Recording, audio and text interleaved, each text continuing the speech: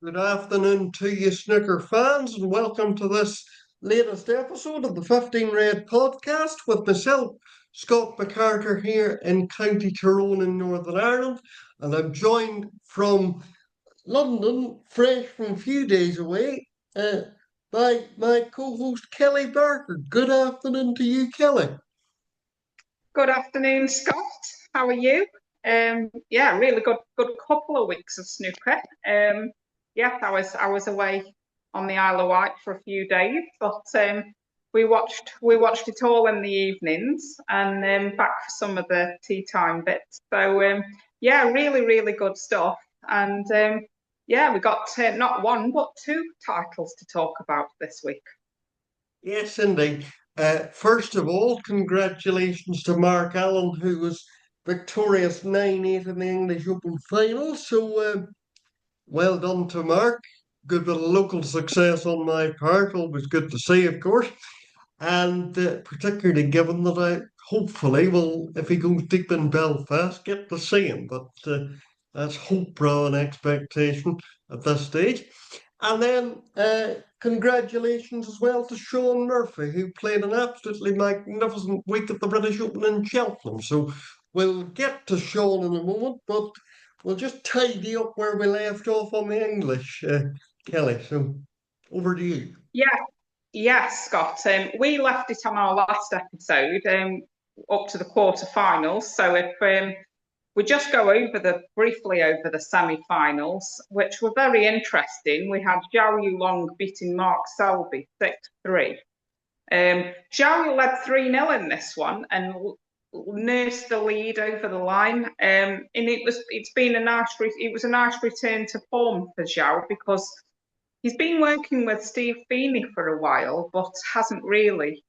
He reached a few finals 2 or 3 years ago, but hasn't really kicked on from there. And I think we hoped for a little more. So to see him back in a ranking final is good stuff from him. And the other semi-final, it was a week of comebacks for Mark Allen. He trailed so much in so many matches in that tournament. And he broke Elliot Slezer's heart the previous evening in the quarterfinals. We were all probably watching that one until after midnight.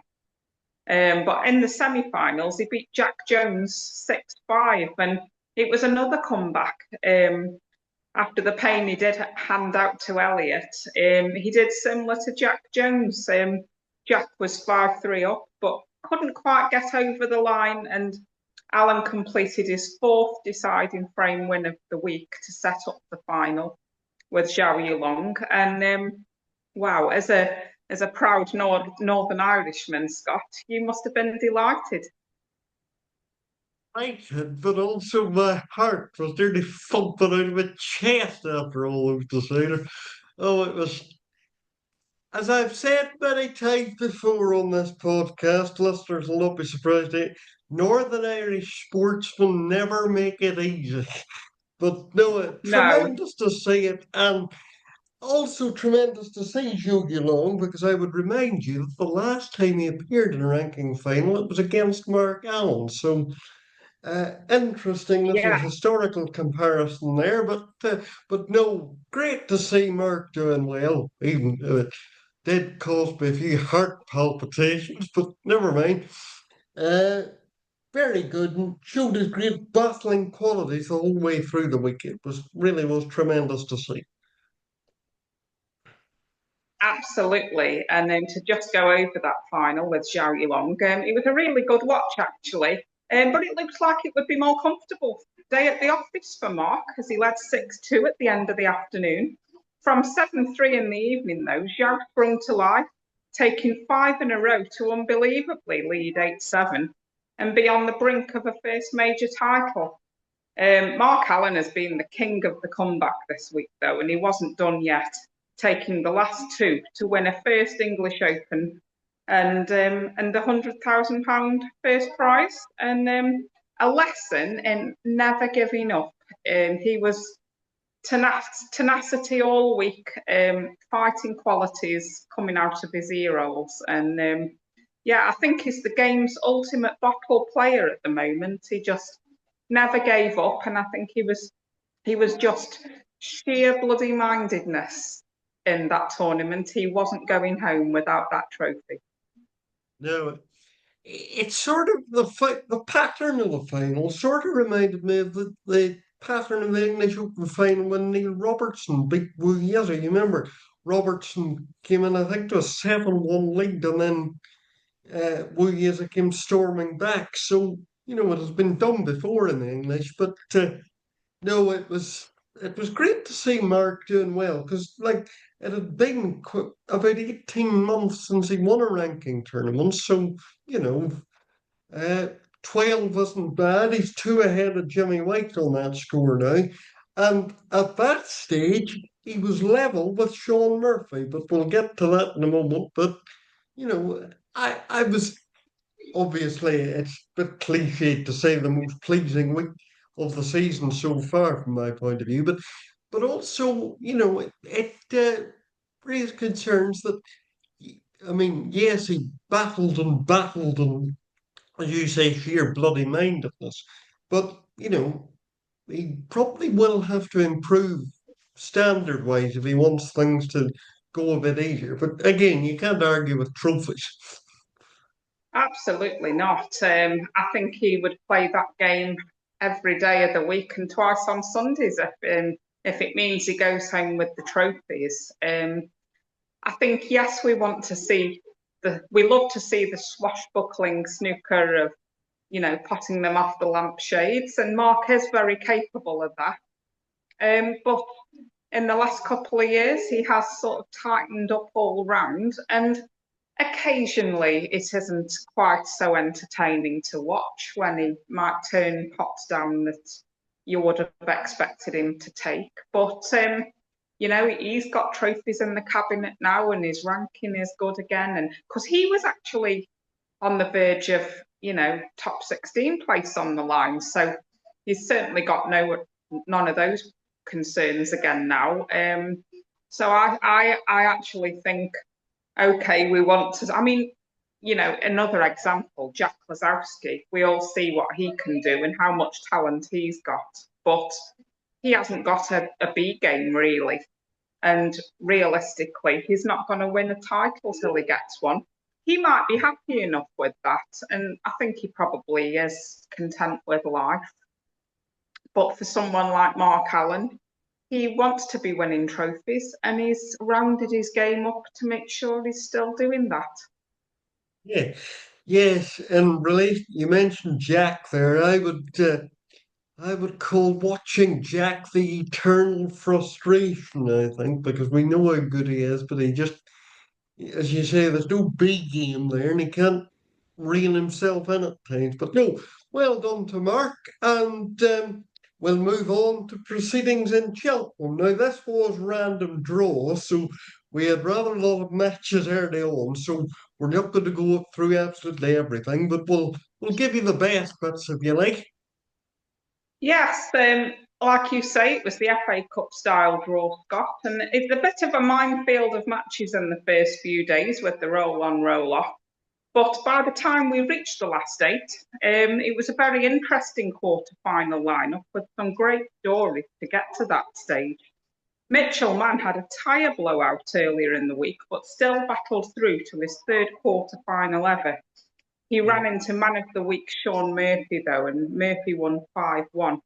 Sean had beaten Neil Robertson and Judd Trump in previous rounds and was hitting the ball as well as it was possible to, and would take some stock in that form. Murphy was really the standout player earlier in the week, Scott. He certainly was. I mean, you know, we all know that Sean is a rather outspoken person about off-table matters. We know that in that sense he's not always everybody's cup of tea, but you can't deny that when he hits the ball and strikes it as well as that, he's one of the best ball strikers I think we've ever seen. The likes of Alan McManus purrs over him in commentary when he's in full flow. It's absolutely extraordinary what he can do. And, it was sort of interesting because the good run that he had here, means that he'll go to the Masters later in the year, or early next year, I should say, with a title under his belt, because actually, like Mark Allen, he was rather, his top 16 position was a wee bit dicey at times, and therefore they thought, we'll have to let him into the Masters just because he's defending champion. But now all that's taken care of. Absolutely. And yeah, like you say, Alan McManus pays over that game when he's playing that well. I think he's not the only one because he's actually breathtaking to watch. And, the way he played against Jordan Robbo, especially, both matches were played in one day, and it was some of the best snooker it's possible to play, really. But anyway, moving on to the other quarterfinals, and one really interesting one we had was Anthony McGill beating Stan Moody 5-3. Stan has been having another really good week as his improvement continued, but so did Anthony McGill, who seems to have barely won a match in the last couple of years. Moody led 3-1 at the interval, but the Scot played brilliantly afterwards to really shut Moody out and took four in a row to win 5-3. And it was good to see McGill back. Oh, very much so. Anthony McGill, another Alan McManus protege that Alan talked about him a lot even before he was well known. But you know, I love to see Anthony doing well because he comes from that sort of Scottish grit, determination sort of idea. He loves the sport, and I always remember a couple of years ago, or well, I think it might have been 2016 or so, the Crucible. He did that BBC thing, Pot Quiz. And John Parrott was the question master, and he got all five right. So, he knows the sport as well, which I think does help because, it shows that it's not just a hobby or a job. It's a proper passion. And, so therefore it was good to see Anthony doing well, and particularly beating Stan, who in the early part of the week was making all the headlines, particularly after he beat Kyron in round two. So, so that was a good win for Anthony, and better things came slightly Yeah, later, shall we say. yes. So yeah, I really enjoyed that match. But I think the standout quarter final possibly was Mark Selby beating Mark Williams 5-3. Neither were too happy with the conditions, which we didn't really hear many complaints about it during the week. But I think they both sort of skirted around talking about it. And Hendry said that they couldn't find Hendry for talking about it, so he was happy to say that the tables weren't right. But Selby led 2-0, and when Willow got to 2-all at the interval, you thought that the tide might go in Willow's favour then because Selby was controlling things early on, but and he almost cut a frustrated figure. But after the interval, he showed great composure to come through, and really was. I mean, Selby defending champion as well of this event, and he really came through impressively against Mark Williams after it looks like it could be all a bit ropey. Yes, well, and of course, another thing to bear in mind, nobody has ever defended the British Open title either. So that would have been very much in Mark's mind, I'm sure, as a great lover of the game and a great student of things. But no, very impressive. Yes, less complaints about the conditions than there were in the early days at Brentwood. I mean, you were there, and for I think one day in Brentwood, weren't you? And then there were complaints at the start of the TV stages in Brentwood. But yes, look, I suppose that the conditions vary tournament to tournament. So, uh, like, I don't think they would complain too much if there wasn't something to complain about in that regard. But no, fair play to Selby. He does seem, Mark Selby, just to be slightly taking Higgins's crown as one of the best all rounders of all time.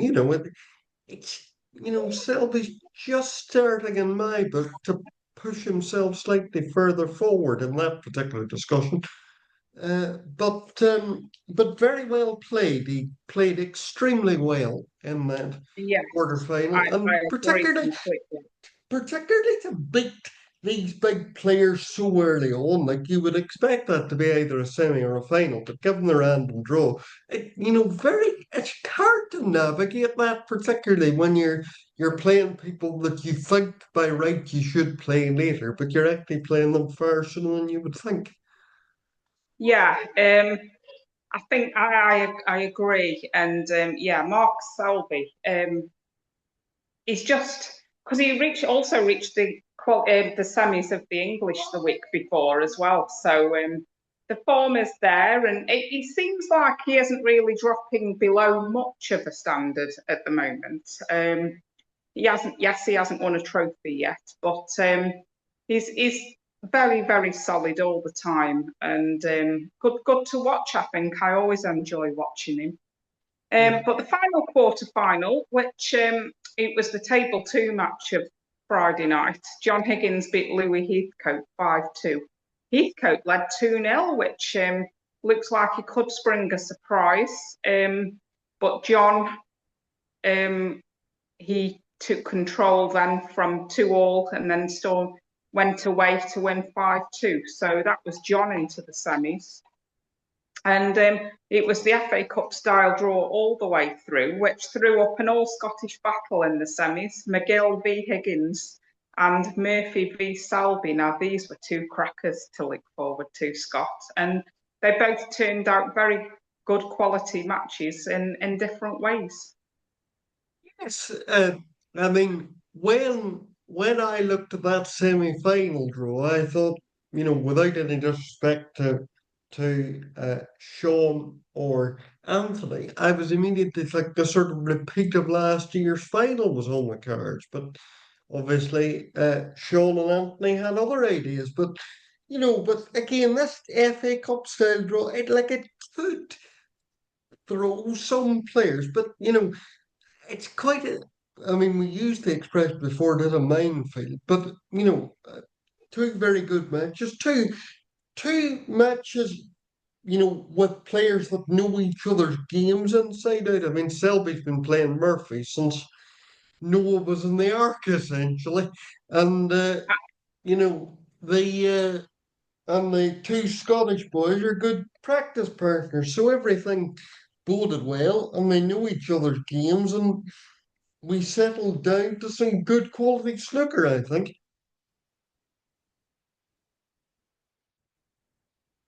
We certainly did. That first 6-3. It was nip and tuck in the early stages, both playing well. I thought it was a really good standard. But Anthony took the bull by the horns and pulled away from 3-all. A 104 and 290s was enough to see him through to his first final in 8 years. And he was playing as well as he has done for years, and that was a well-deserved win. Yes, I think I mentioned to you off air. It'll probably help, or this run will help him to sort of shake off that famous defeat that everybody talks about when they talk about Anthony. But I know you'll know the one I'm referring to. But it certainly will help him to shake that off, and hopefully, in a few weeks' time, when he gets a bit of time to reflect, he will take the positives. But as you say, he played very well against John. So you know, it'll be very pleasing to him now, once he's had a day or two to think about things. Yes, absolutely. And a final from where he's been this last couple of years is a tremendous result. But the other semi final on Saturday evening, Sean Murphy beat Mark Selby 6-1. Now, Murphy was absolutely unplayable, unstoppable. Popping and attacking was superb, didn't really let Selby play. And it was Sean's best performance of the week, I thought.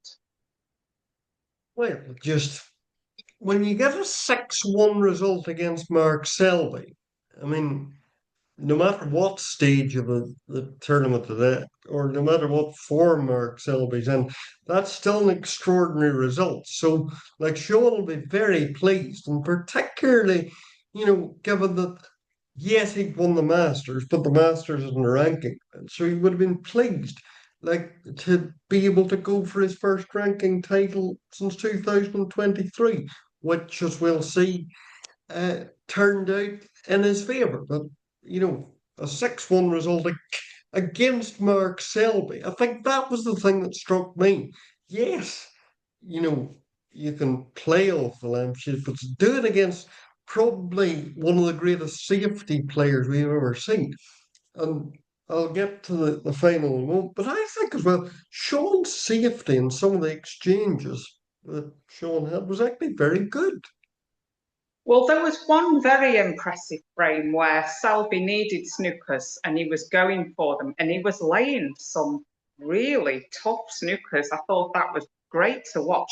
For all the attacking and scoring during that match, I thought that little bout of Selby laying the snookers and Murphy getting out of them, I thought that was the best part of the match for me.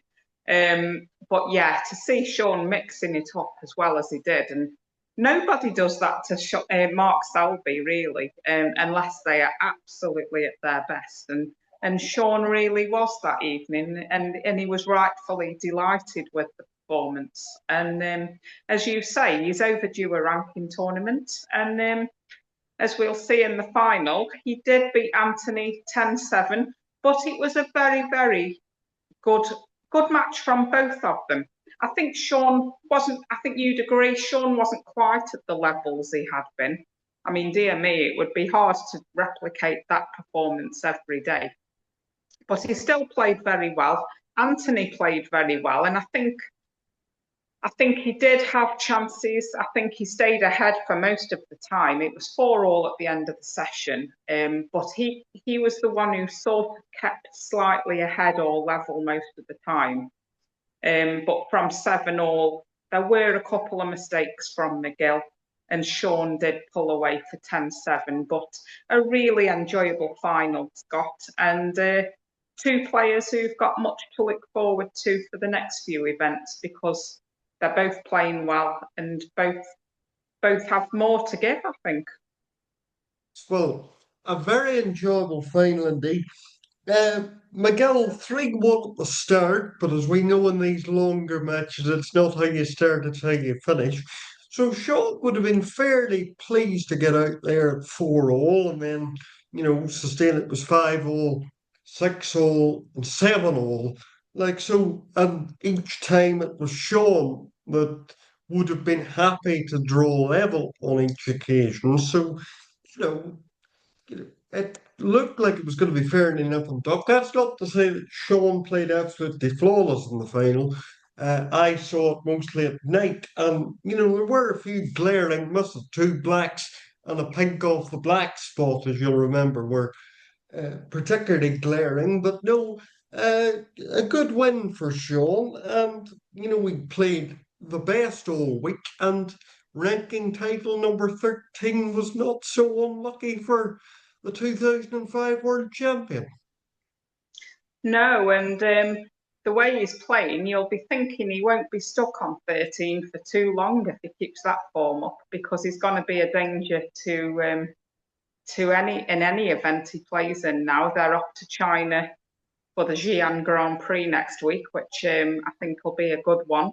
And yeah, who'd bet again if he carries on that form, which he is known for being a little inconsistent and not necessarily putting it all together. But he's on a roll now, and he won't. It would be impossible for him to go to China with more confidence. He'll be absolutely brimming, and what Peter Ebdon has done for him as well. Not necessarily his attacking game, but maybe knowing when to rein it in a little bit.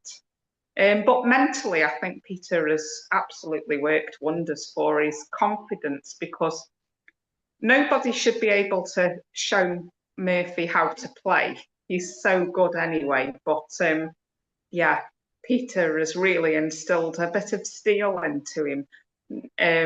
I think they're a partnership that could go on for some time and hopefully for them with some more great success. Yes, I mean, like there's one safety exchange that sticks out in my mind. I think it was 9 minutes, and I think it might have been the frame from 7-all to 8-7.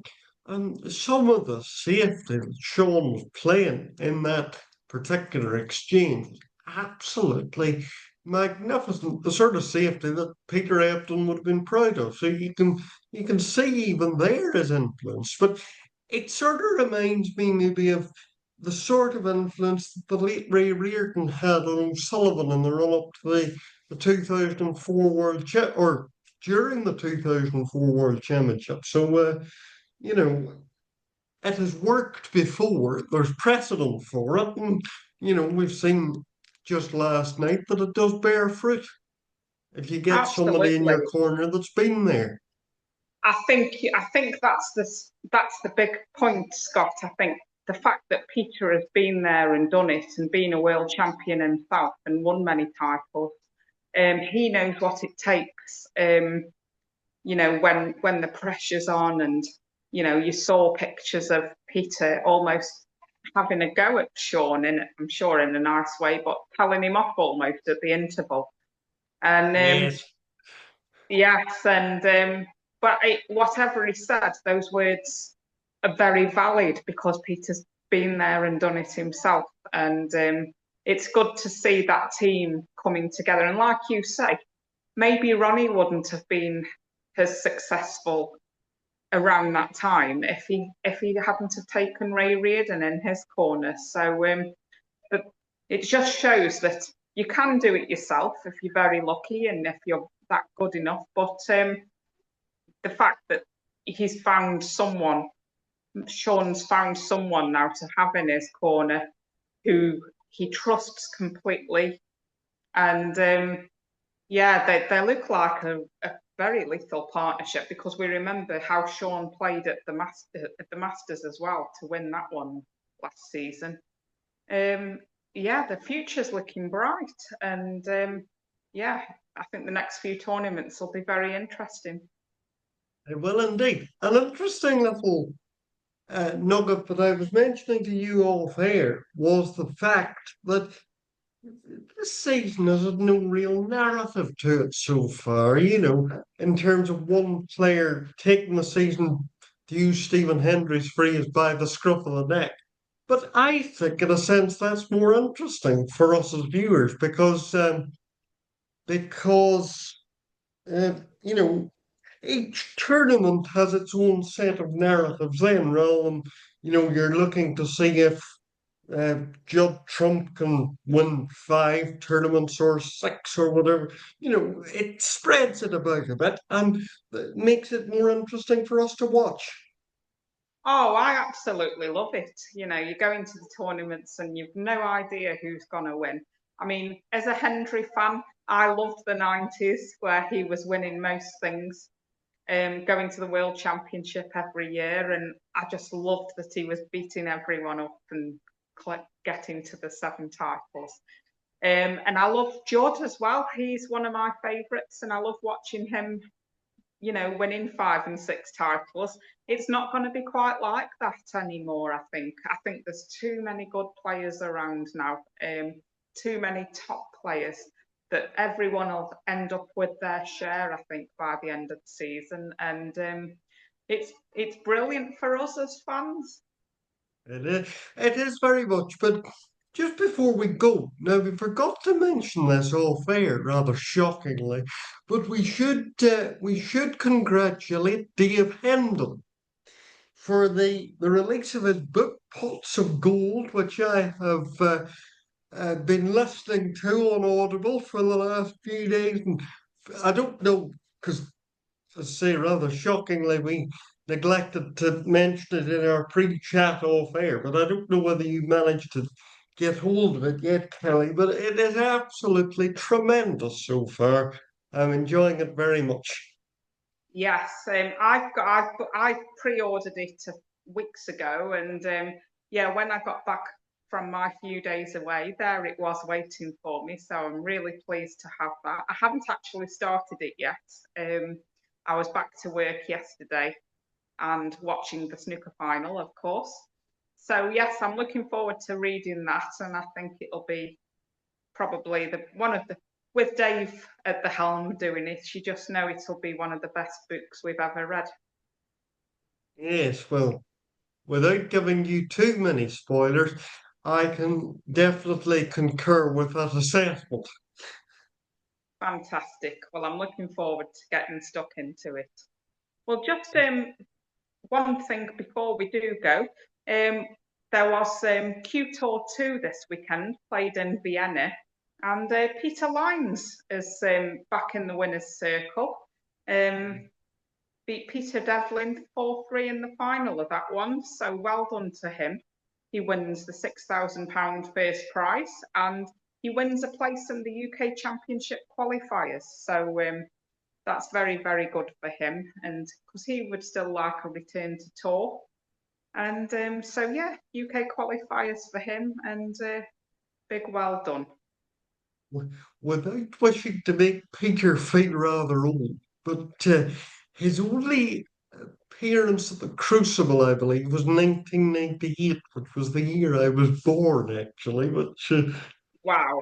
Well, if he's may, listening, I'm sure he will be feeling old to think of that, Scott. So, but yeah, it just proves what it's very tough on that Q Tour. There's some great players there. So, yeah. well done to him.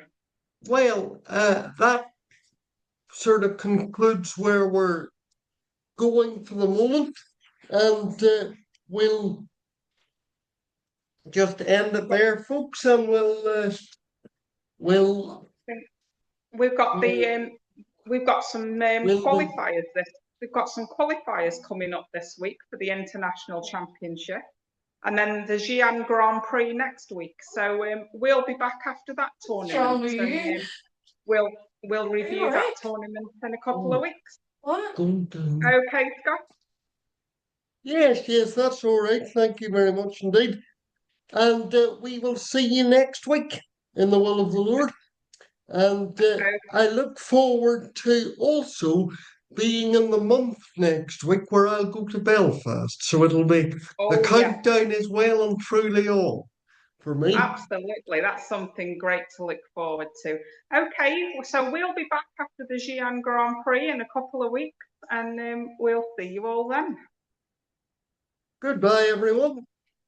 Bye.